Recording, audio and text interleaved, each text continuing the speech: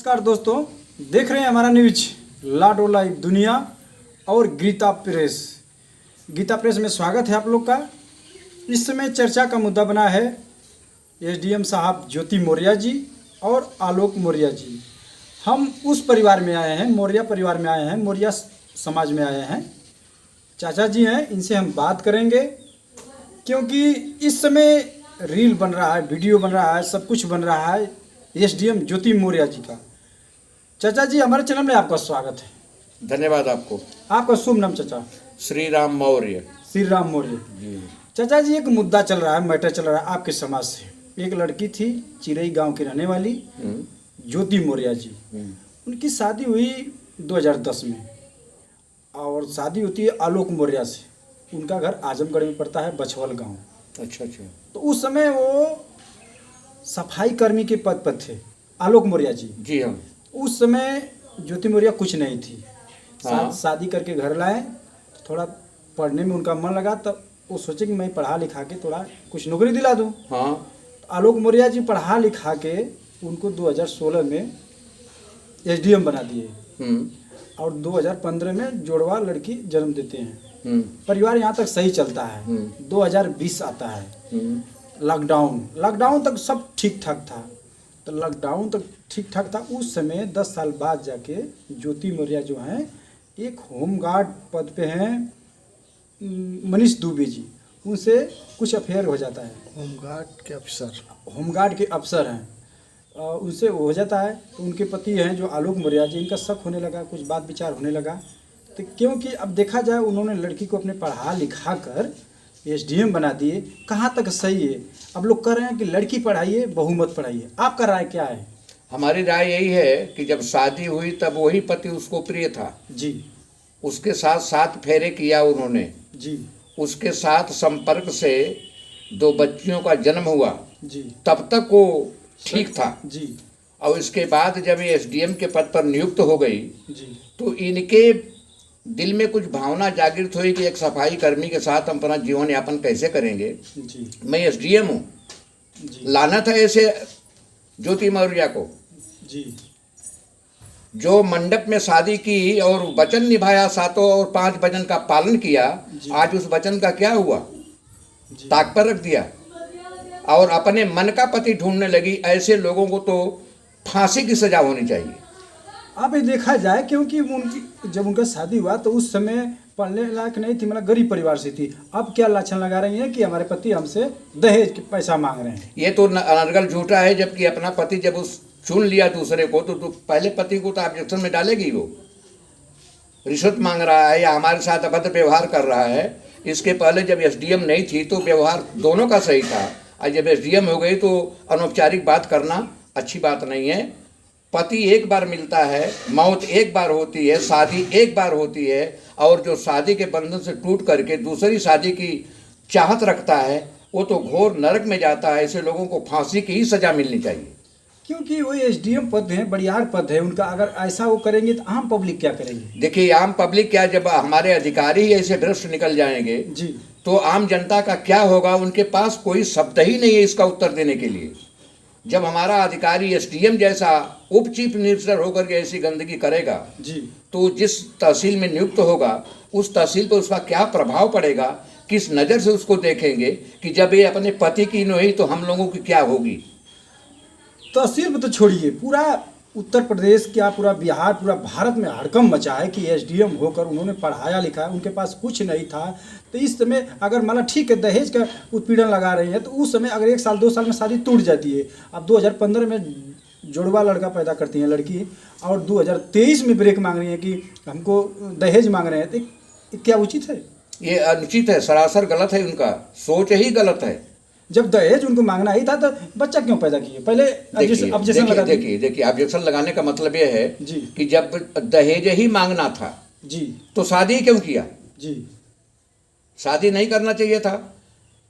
शादी हो गई और आपको उस स्तर पर पहुंचाने का काम आपका पहला ही पति किया। चाहे भीख मांगकर किया हो या रिक्शा चलाकर किया हो, चाहे झाड़ू लगा कर किया हो। आपको इस पद पर पहुंचाने का श्रेय तो उसी को मिलता है जी, जो आपका पहला पति है। जी। और पहले पति के इस परिश्रम से आपको एसडीएम पद की नियुक्ति हुई आपकी, लेकिन आपने तो दरकिनार कर दिया उसकी गरीबी को देख करके, और अपने एसडीएम पद को पा करके आपको ये अहंकार हो गया कि मैं एसडीएम हो गई हूँ तो हम सफाई कर्मी के साथ नहीं रह सकती, क्लेम पर क्लेम लगाते जा रही है, जबकि आपको ये कहना आपके मुखारबिन से शोभा नहीं देता।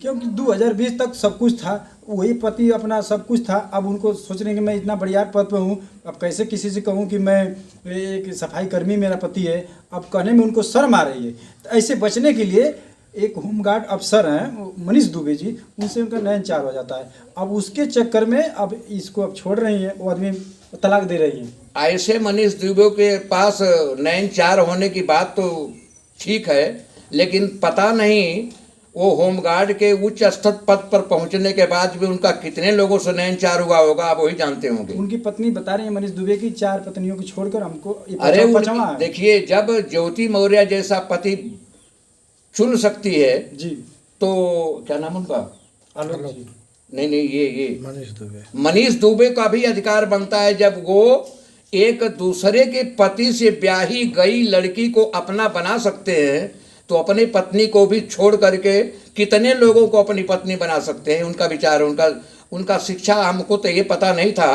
कि मनीष दुबे का भी शिक्षा का स्तर इतना गिर जाएगा और ज्योति मौर्य का इतना स्तर गिर जाएगा कि ये घिनौने कार पर अपना पैर कदम बढ़ा लेंगे। इस समय तमाम लोग रील बना रहे हैं और इस समय देखा जाए पूरा होड़ मची है लड़ाई छुड़ा रहे हैं। अब सब ये जब से घटना हो चुकी है चाचा जी, तब से 146 पीसीएस जो बहू है तैयारी कर रही थी इलाहाबाद में, सब लोग अपने बहू को घर मंगा लिए हैं और कह रहे हैं कि मैं बहू नहीं पढ़ाएंगे, लड़की पढ़ाएंगे, बहू नहीं पढ़ाएंगे। बहुत प्रभाव पड़ा है। देखिए, ये तो मिसाल दुनिया के सामने उन्होंने कर दिया जी कि बहू भी अगर हम पढ़ाते हैं, बहू अगर इस लायक हो जाती है, एसडीएम हो जाए या डीएम हो जाए, जी, तो वो कुछ भी अपने लिए कर सकती है, अपने शरीर के सुख के लिए। जी, तो ये घिनौना काम है, नहीं होना चाहिए, ये सरासर गलत है।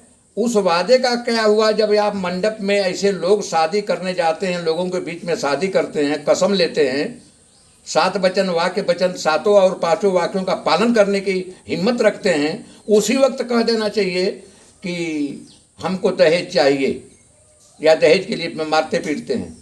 उस वक्त आपको पढ़ाने के लिए भीख मांगकर पढ़ाया, एसडीएम हो गई तो वो परिवार एकदम सफाई कर्मी में निहित हो गया। जब पढ़ा रहा था तो सफाई कर्मी नहीं था, और जब एसडीएम हो गई तो सफाई कर्मी हो गया। सफाई कर्मी से उनकी बेइज्जती हो रही है कि हमारा आदमी सफाई कर्मी है। ठीक है, सब वही सफाई कर्मी, तो उसने आपने पढ़ाया 4 साल और इतना तक पहुंचा दिया, उसका आदर करना चाहिए उनको। आदर नहीं कर सकती, जो बेकदर है, जो बेआदर है, वो आदर नहीं कर सकती, इसलिए कि वो उसके दिमाग में एक ही बात है।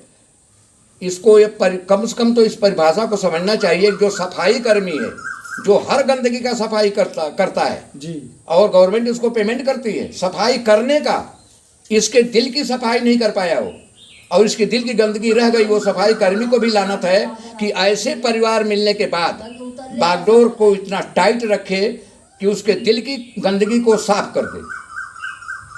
क्योंकि अब इतना लोग हड़कंप मचा है पूरे भारत में, अब पूरे मौर्य समाज में देखा जाए, हर समाज में देखा जाए, अब लोग करेंगे बहू को नहीं पढ़ाएंगे, जो पढ़ा रहे हैं वो अपने घर मंगा दे रहे हैं अपने बहू को। देखिए, ऐसा है कि एक ही मछली सारे तालाब को गंदा करती है। जी, तालाब की कोई विशेषता नहीं है कि गंदा होने से वो अपने को रोक सके, जब मछली है तो गंदा करेगी। तो ऐसा नहीं है कि अगर एक ज्योति मौर्य जैसी लड़की ऐसा काम कर सकती है, तो जितनी भी बहुएं हैं ऐसा काम करें। ऐसा एक तराजू में सबको नहीं तोला जा सकता। कल का बयान आया है चाचा जी कि ज्योति मौर्य जी और मनीष दुबे जी अब प्लान बना रहे हैं कि उसके आदमी को मारने के लिए।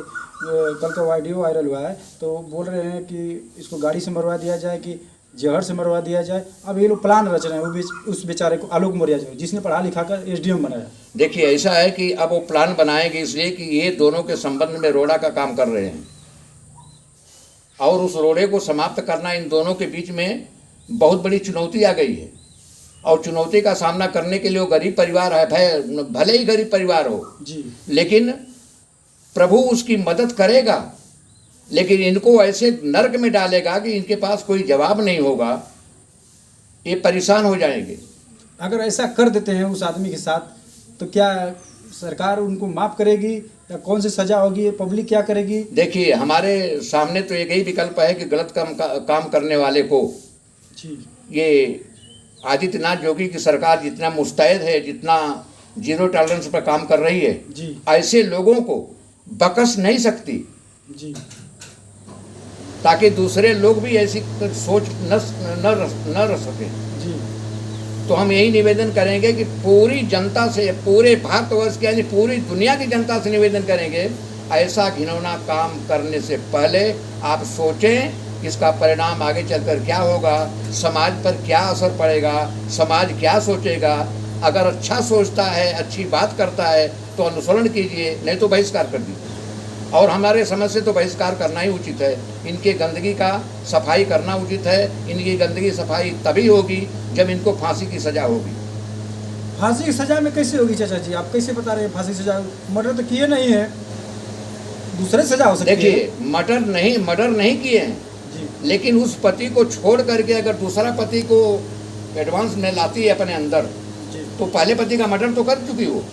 अगर पहला पति उसके दिमाग में होता कि पहला पति से हमारी शादी हुई है तो उसके साथ रह जाती, लेकिन पहले पति को मर्डर कर दिया, उसका कत्ल कर दिया, तब दूसरे पति के चक्कर में पड़ी हो। योगी आदित्यनाथ जी से आप क्या कहेंगे, क्या मांग करेंगे? हम यही मांग करेंगे कि समाज में ऐसे गंदगी करने वालों को एकदम, जैसे सफाई कर्मी गंदगी साफ करते हैं, ऐसे विचारधारा वालों की सफाई होनी चाहिए।